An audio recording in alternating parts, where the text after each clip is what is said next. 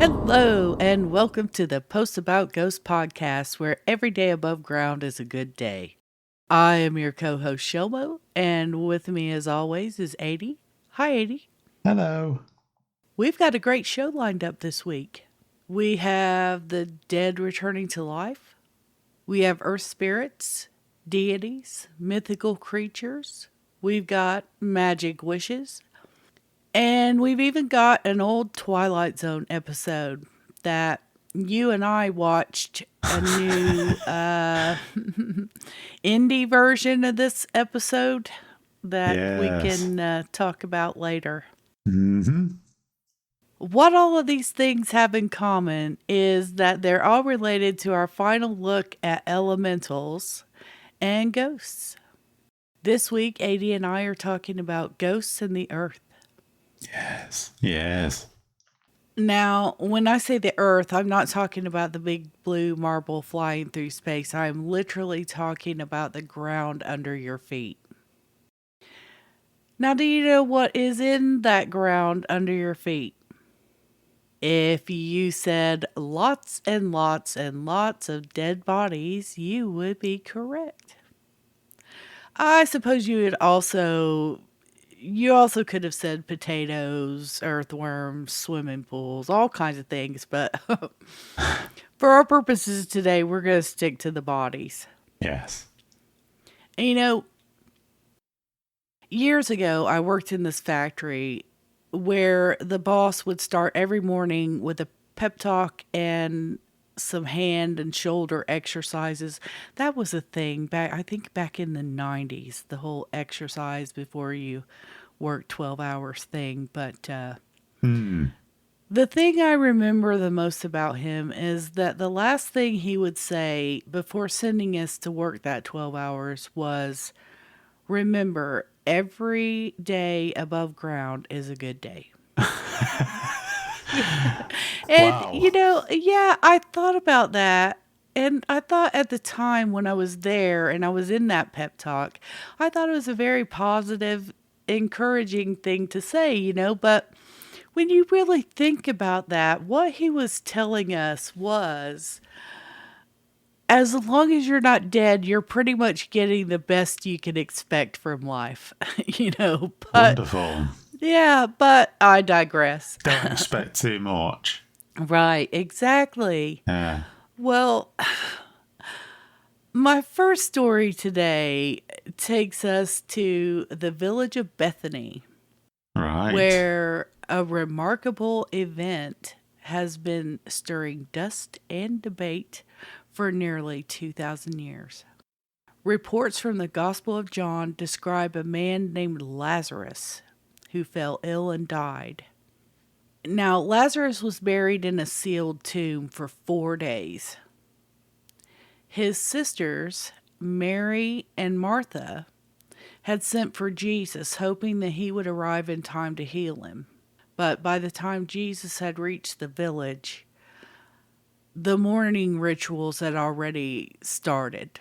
And Lazarus he was long dead by then, enough that no one questioned that he was gone. Hmm.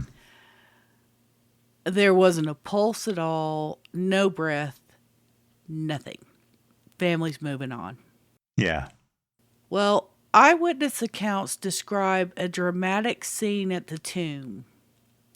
Jesus asked for the stone to be rolled away, and this prompted Martha to warn him about the smell because, again, he's been in there for 4 days. Yeah. But Jesus said, no, it's all good. Calm down. Like my son always tells me, woman, you need to calm down. So they moved the stone, and Jesus called Lazarus by his name. And what happened next would have stopped any newsroom cold. Hmm. Lazarus walked out of the tomb. He was still wrapped in burial cloth. For people gathered there, this wasn't just a moment of shock. This was a turning point. This was huge. This was like Jesus opening up the sky and poking his head through on us Yeah. today. Something that amazing. Some saw it as undeniable proof of divine power. Others said that the threat needed to be reported to the authorities. They were afraid. Yeah. According to the narrative, this event set off a chain reaction that would eventually lead to Jesus himself being arrested. Mm-hmm. What's fascinating is how deeply this story has embedded itself in our culture. Lazarus shows up in art, literature, medical metaphors, and even everyday language. Anytime someone makes a comeback, we call it a Lazarus moment. But beneath all the symbolism, it's a story about grief and hope and the mystery of what lies beyond the grave. And for our theme today, Ghosts in the Earth, Lazarus is the ultimate from the dirt figure. He's the OG. Yeah. Not a spirit, not an apparition, but a body returning from a sealed tomb. It's unsettling, yet it's comforting and deeply human, all at the same time. I imagine it would have been, like you say, quite the event. Now, in this story, when he comes back, is he just like normal? Or, is he like Day of the Dead zombie? No, as far as I know, he was normal. That's another one we could do a deep dive on sometime. Yeah, because that would also imply that his the sort of early stage decomposition and all that stuff was reversed. So this wasn't just somebody coming back from the dead. This was regeneration. Yeah, this was huge. Yeah. Because like the woman said about the smell, hey, he's been in there for 4 days. You might not want to move that rock. Well, yeah. And also, like, it is regeneration because obviously that long without any brain function would be complete brain dead. So, you can suffer, it only takes minutes, I believe, that, you can suffer severe brain damage with the lack of oxygen to the brain. So, yeah, I think it's 7 minutes, yeah. Yeah, so, I mean, like 4 days, they would have to be regenerative. Oh, yeah, without doubt. Yeah. Without doubt at all. Well, that's the human side. I think Aidy has some earth spirits and deities for those of you who came for the less human stories. Oh, yes, I do. What you got over there? Well, we have earth spirits or deities. So, Earth is usually depicted as a goddess. For example, in Greek mythology, Earth is personified as Gaia. In Roman mythology, as Terra. So, that's the Latin name for Earth is Terra. And in Egyptian, just to throw a spanner in that theory, it's male. It's Osiris, and is it Jeb or Geb? I don't know. That's the least of my pronunciation worries coming up, by the way, that one. No because comment. I'm going for it big time this week. One of these I'm not going to get right, I'll tell you that right now. I've tried for the past 2 days since typing this up, and I've still not got it right. And when I looked for the pronunciation guide, that was even worse than trying to just do what I thought. Yeah. Yeah, were those even letters in that? Well, it's Aztec, so we'll just leave it at that, and everyone will know, how tricky some Aztec words can be, and this is one of the trickiest ones. I thought, like, is it Quetzalcoatl or whatever the hell the big winged serpent? I've always thought that was hard, but this took the biscuit, it really did. And when I typed it up, I was just like, why am I doing this? Why? I could just leave it out, but I wanted to try and get one from each of the main continents. Yeah. Take one for the team. Yeah. Tired of taking one for the team, really. Somebody else can come up with a tricky pronunciation next week. I'm not doing this anymore. Anyway, the earth spirits are present in many of the world's mythologies: African, American, Asian, European, and Oceanian. I always thought it was oceanic. That's how I always used to think that word was, but apparently it's not how it was presented. on Wikipedia. You're on your own today. Yeah, I know, feel it. Yeah, it was. I always thought it was Oceania. Yeah. I've heard of that. I've heard that. Yeah, which is, it's like your Australia, New Zealand, that kind of area. But it says Oceania. I think it's got to be Oceanian. I'm guessing Oceanian. Oceania, yeah, but it's Oceania. That's what it's being called now. And when I get to the Aztec one, it's going to be what I say it is. There are a great number of gods and spirits in these cultures. As I already mentioned, some of these examples are Gaia, which is from Greek mythology. Gaia is the goddess of the earth, one of the earliest elemental deities from the beginning of time. All creation is descended from Gaia. She is responsible for the creation of humanity and also the Titans, which were the first gods. So, there. And also, like, the other thing as well, we refer to nature as Mother Nature. Yes. And Father Time. Just, that was one I was thinking of. And then we start. Here we go. So we've got I'm enjoying this. Fra Me Torani, or Torani, which is from Thai mythology, goddess of the earth, who apparently stopped demons from attacking Buddha. Oh, wow. Yeah. That a big job. Yeah, there you go.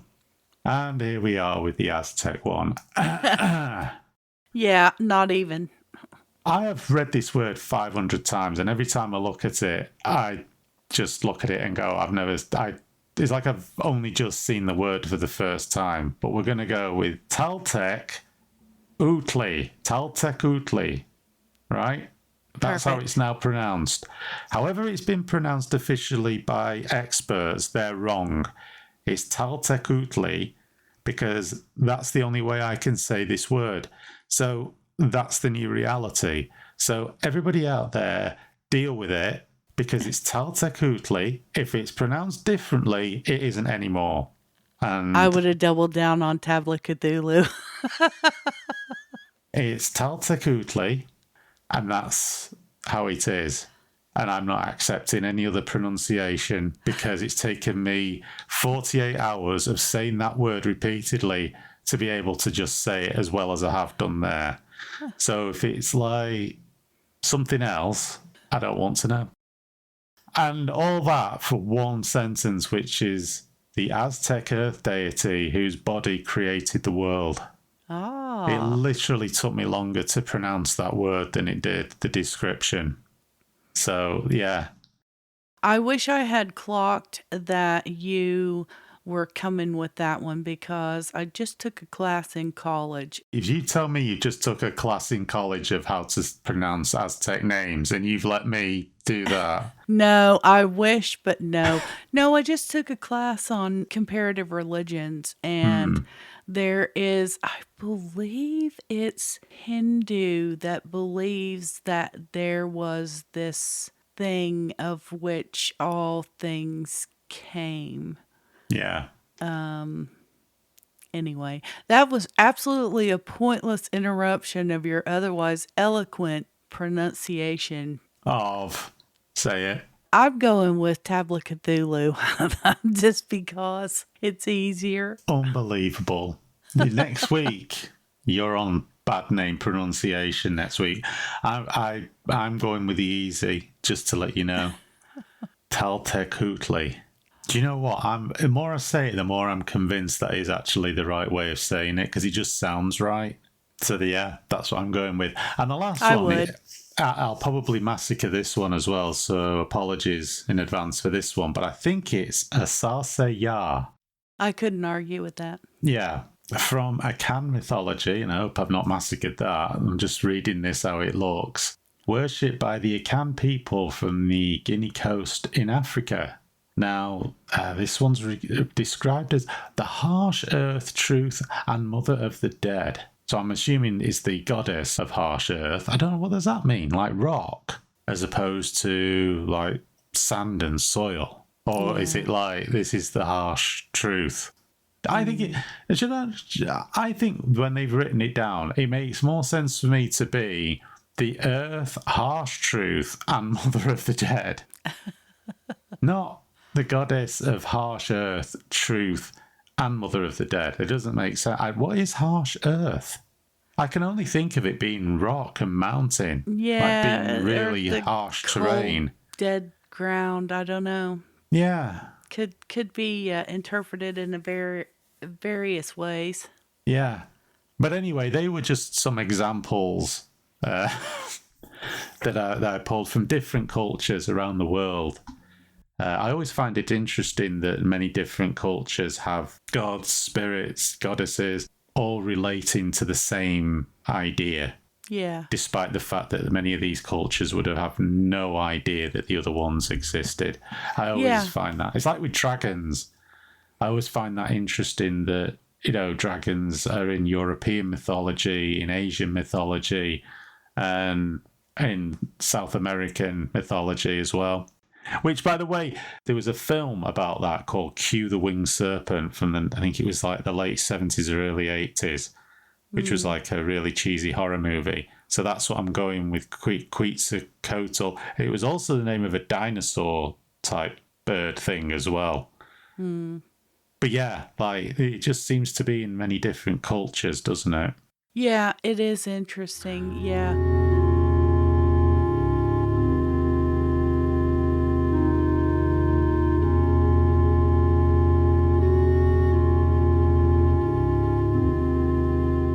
Well, it's funny that you ended with a Mother of the Dead.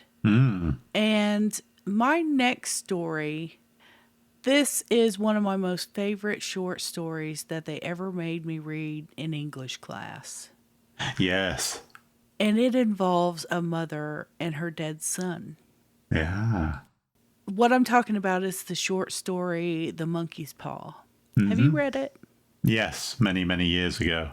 Yeah, was there not a movie also? I think there was. Yeah, I can't remember if I've seen the movie. Definitely read the short story. It comes from early 20th century England, where all great things do, Aidy says. No, I never said that. Well, this is a story of a strange artifact that has been making the rounds in literary circles for more than 100 years. And it's supposed to be a dried, mummified monkey's paw that is said to grant 3 wishes. The earliest reports comes from W. W. Jacobs' 1902 short story, where the paw is introduced by a soldier returning from India. And he claims the paw was enchanted by a, here we go, fakir. Is that correct? Aidy is currently unavailable for pronunciations. I see. Please try again later.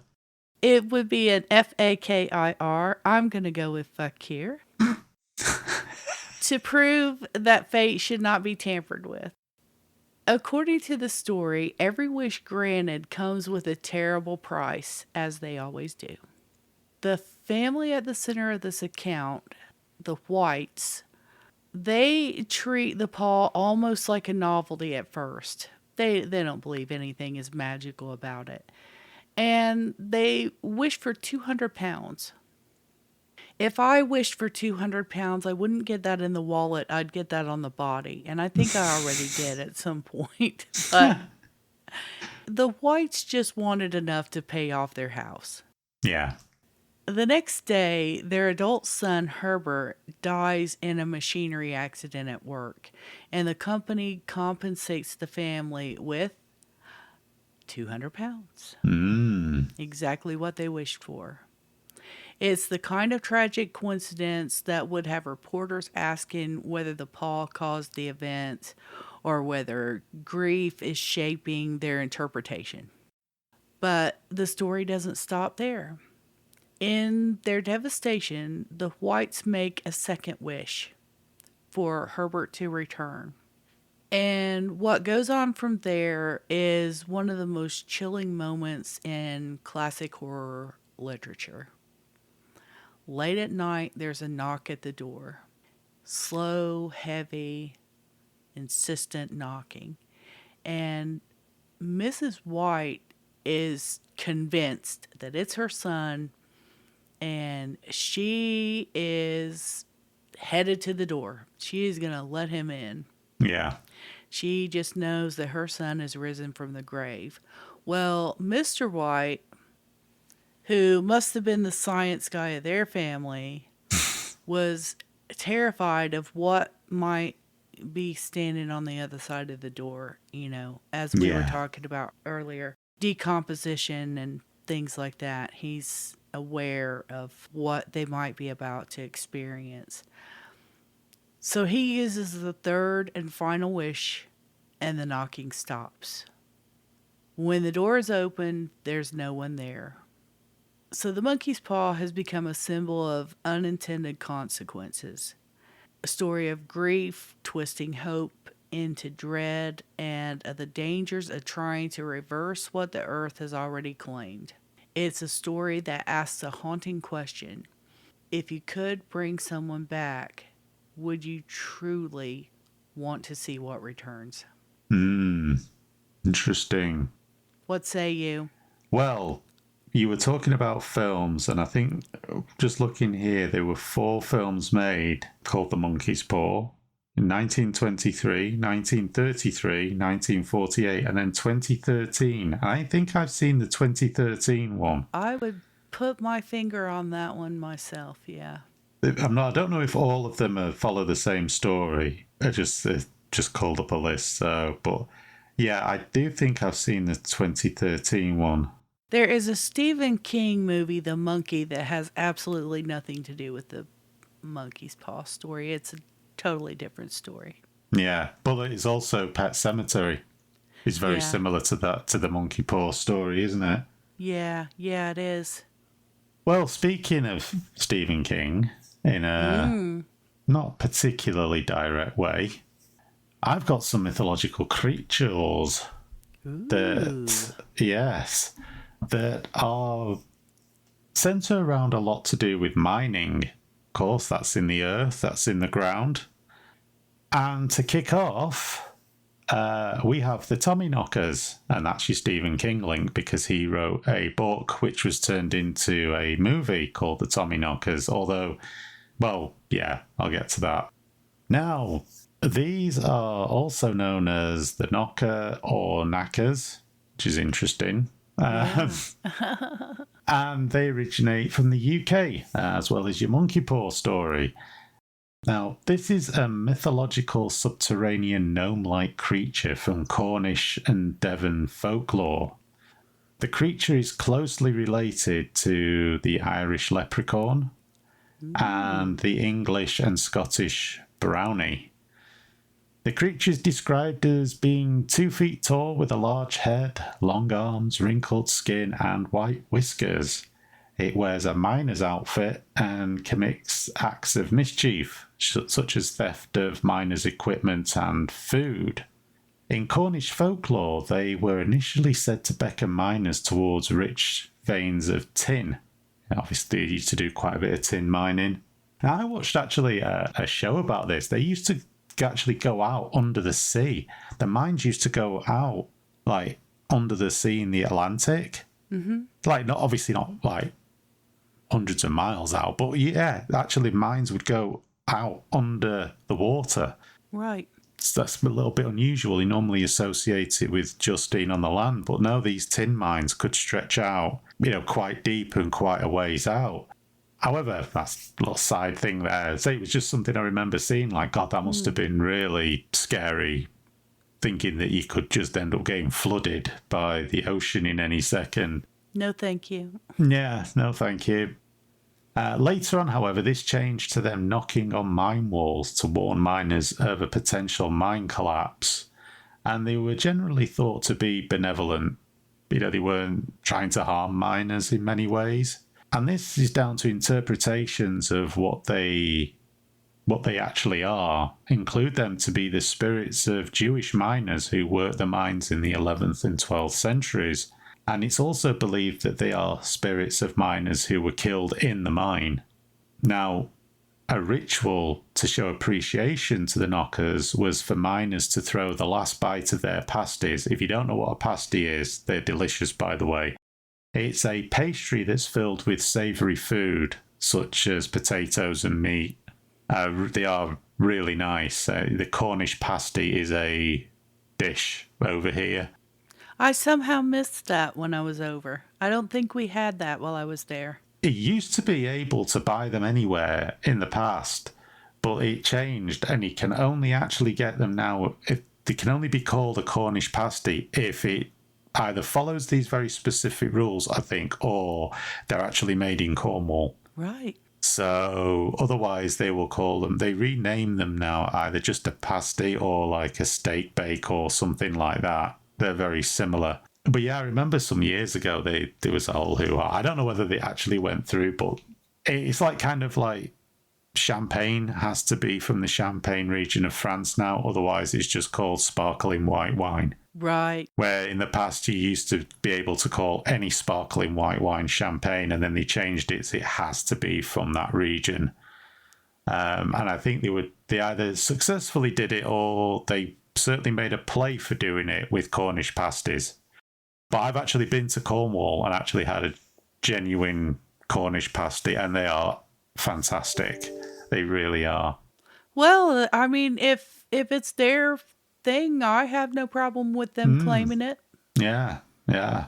So anyway, yeah, they would save the last bite of the pasty, so you wouldn't eat it all, and then you'd throw that last bite into the mine for the Tommyknockers as a way of showing appreciation for them looking out for the miners.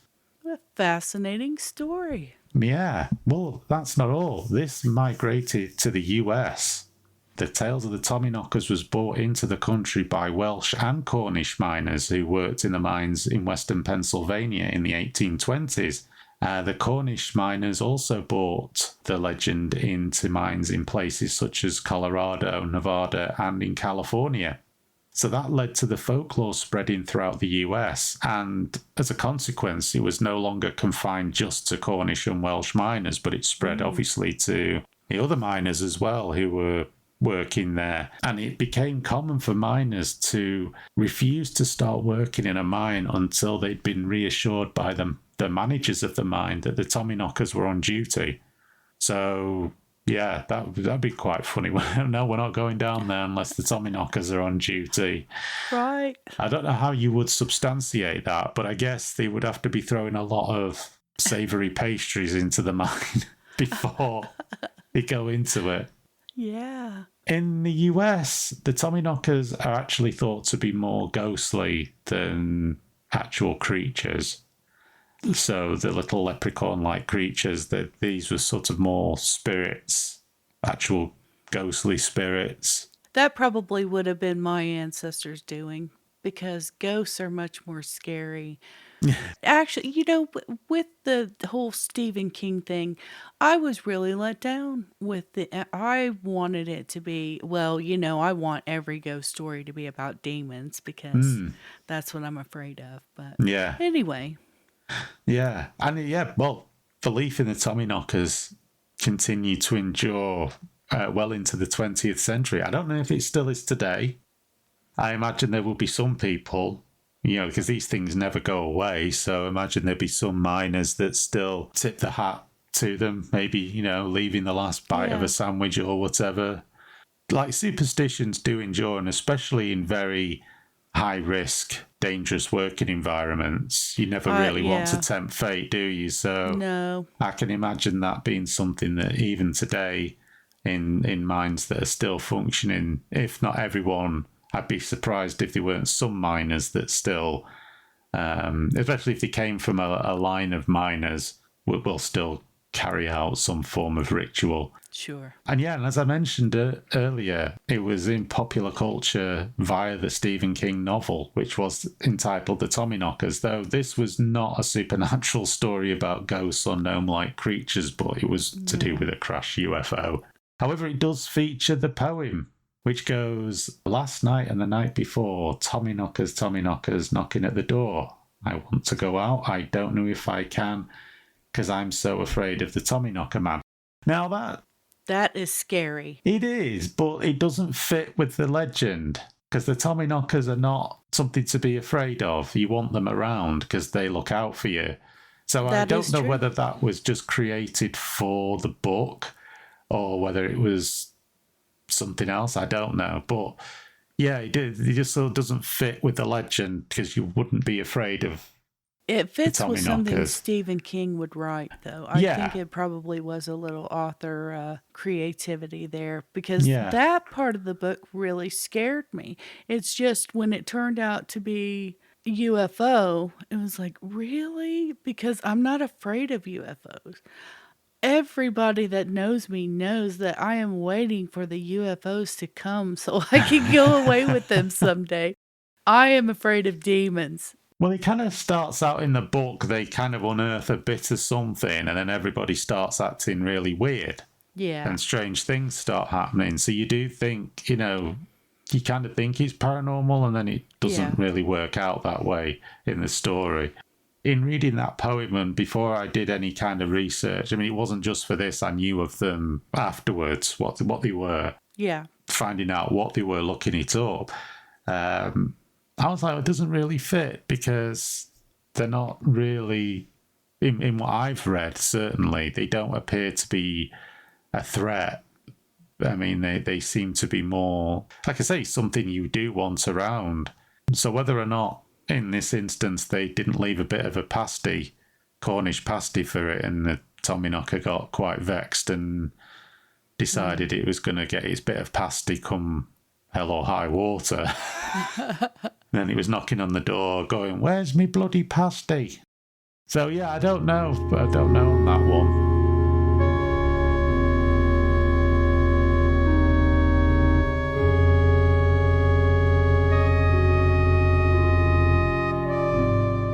We have more. We have the Coblin. And this is another mythological gnome-like creature that is said to haunt the mines of Wales here in the UK. And again, these are said to be friendly, and like the Tommyknockers, are said to help miners find rich veins of ore and treasure. And Right. the word cobbling comes from the English word for goblin. Goblin. Now, before you move on from this one, I I see it's a gnome-like creature, and I saw in my research that gnomes are considered earth spirits or earth entities. What is the thing with these garden gnomes? You know, the ones that every old lady has Yeah. in her yard, or they did. I don't know if they still do that anymore. Doesn't your sister have an affection for gnomes? Well, no, they're gonks. Ah, right. Yeah. She decorates the house with at Christmas. Yeah, well, over here they have garden gnomes, and Well, they're we do supposed to be here. for good luck and protection. My parents have one in their garden. It's called Wilf. It's actually written on its shirt. That's how I know. Yeah. When I looked into it, it said that that particular tradition started in 19th century Germany. I Yeah. was just wondering if you knew any more about it than I do. I see them everywhere, more so when I was a kid. I mean, nobody goes outside anymore, so who knows what's out there. But when I was a kid, at least, especially along my paper route, I would go along and I would see all the older ladies had the little gnomes in their yard. And I don't remember a time where I saw the first one. You know, I just always remember it was a thing.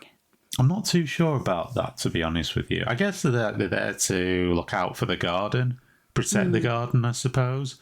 Yeah, it says luck, protection, and something else, of course.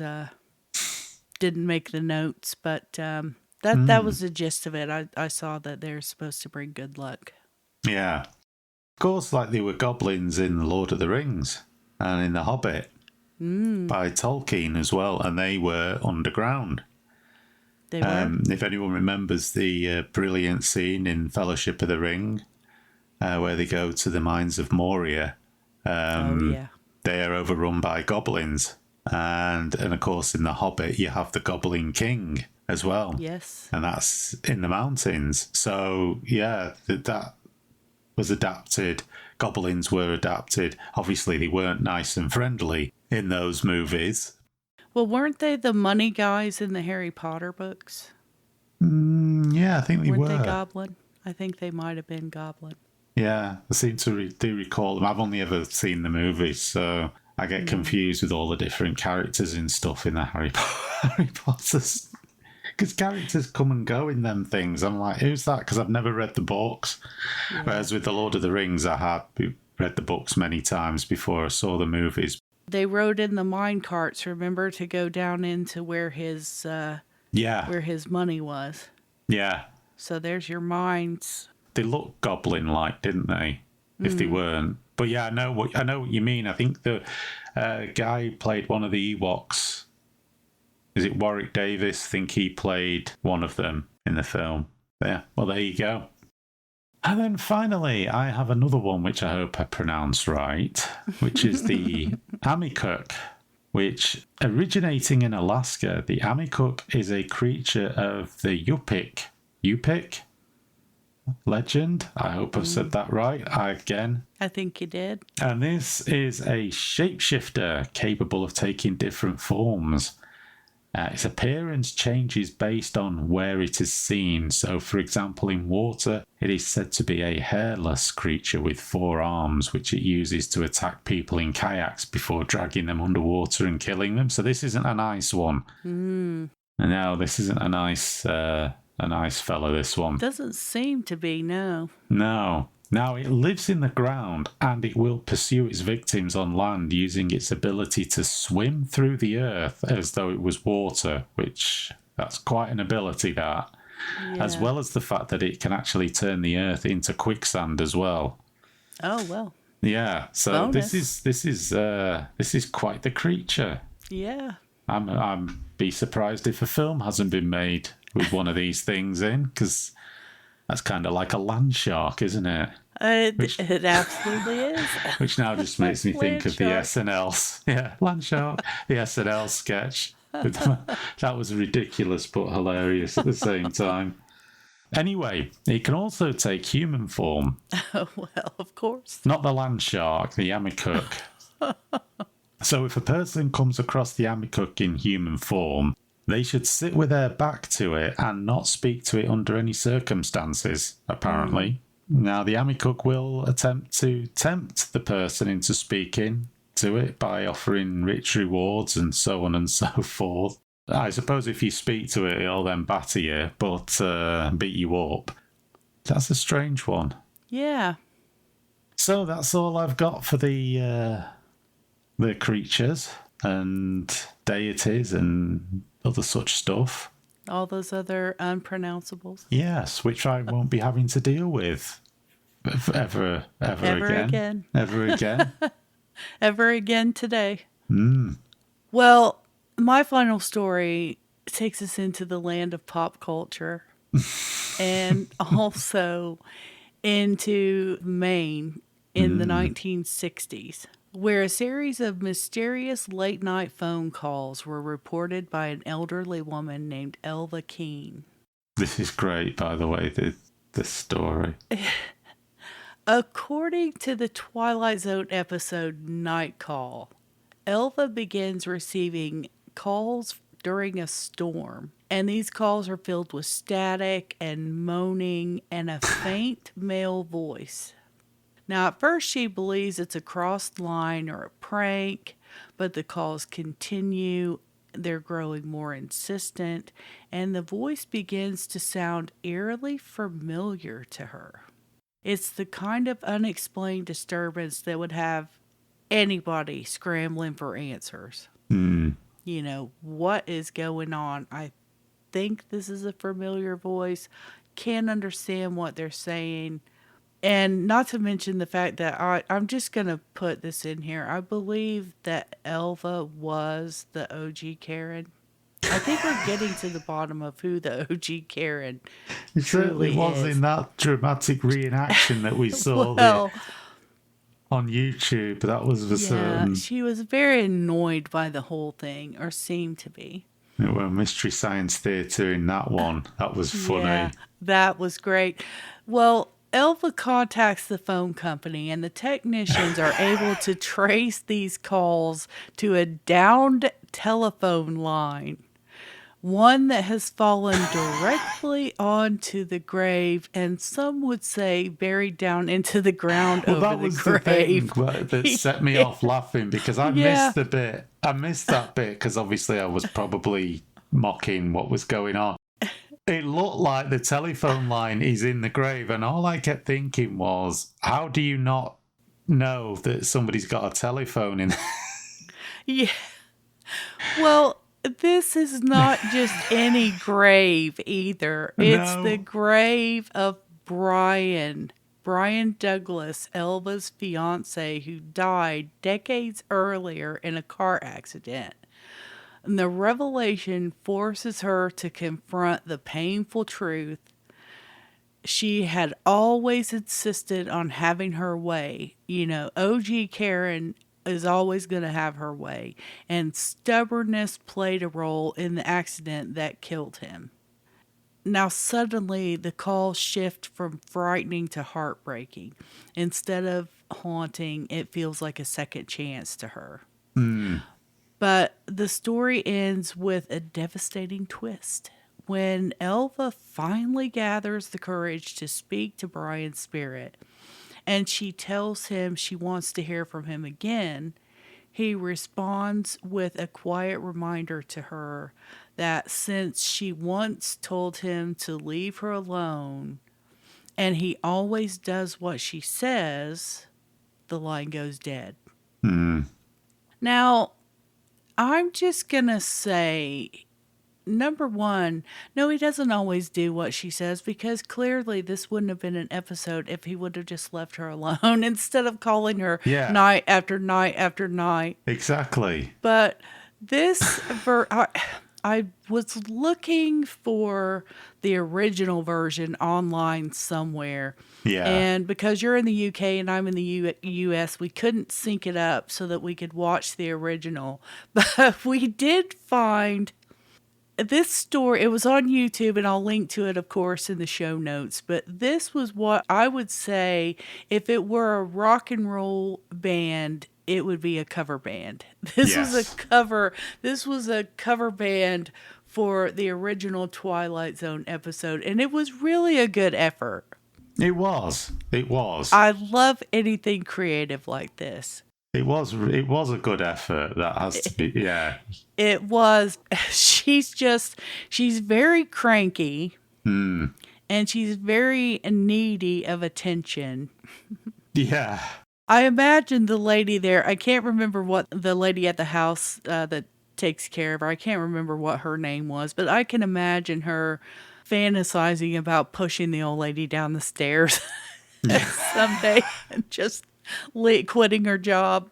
I think what just cracked me up was the part where I actually thought that Brian Douglas had been buried with a telephone. Yeah. Because it just looked like the telephone line was going down into the grave. And I think my words were at the time is, if she's getting mysterious phone calls, how would she not know that her fiance had been buried with a telephone in his coffin? Because it just looked. But you were right. I mean, I think obviously they did kept making reference to the fact that there was a down telephone line, but I just don't know how a down telephone line goes underground mysteriously. Didn't we have this question come up last week where someone ended up launched into the ground? Yeah. Maybe this just ended up launched lawn into the dart. ground. Yeah, like a lawn dart in a similar fashion. Yeah. But it just made me laugh because of the way they shot it and the way it filmed, it just looked like they'd set up a telephone line into somebody's coffin. And I just remember saying to you when we were watching it, how would she not know? I'm sure that there is a historical person, and for some reason, I want to say it was Edgar Allan Poe, but don't quote me on that because I'll have to look into it. But I'm sure there was someone that was so afraid of being buried alive, he wanted to be buried with a phone. This would have been a great episode to have that information, but Hmm. we're going to have to revisit this whole coming back from the dead thing because there's too much Yeah. to do in less than an hour. Yeah, there is. Well, that's it for Post About Ghosts Season 2, Episode 8. We hope you enjoyed it. If you did, we'd love to hear from you. Like we said before, one of the most important ways that you can tell us how we're doing is by giving us a rating and a review on the platform you listen to us on. We're pretty much available everywhere. Like I was saying on X the other day, if you look for us somewhere and you don't find us, let us know. We'll make it happen. We'll get on that platform for you. Yeah. If you haven't subscribed yet, please do. You can go to the website at postaboutghost.com and click subscribe. And there you'll find subscribe buttons for over a dozen ways to bring Post About Ghosts into your life. When you do that, please give us a listen and then give us a rating and review. We're brand new to this, and hearing from you guys is how we're going to know moving forward what's working, what's not, and what you guys want to hear about next. Aidy, did you have anything you wanted to add before we wrap things up? No, I'm good. All right. Well, thank you everyone for listening. And don't forget to subscribe. Come and join us on social media. All of our links are on the website at postaboutghost.com. Have a lovely week, and we'll see you next Wednesday. Bye.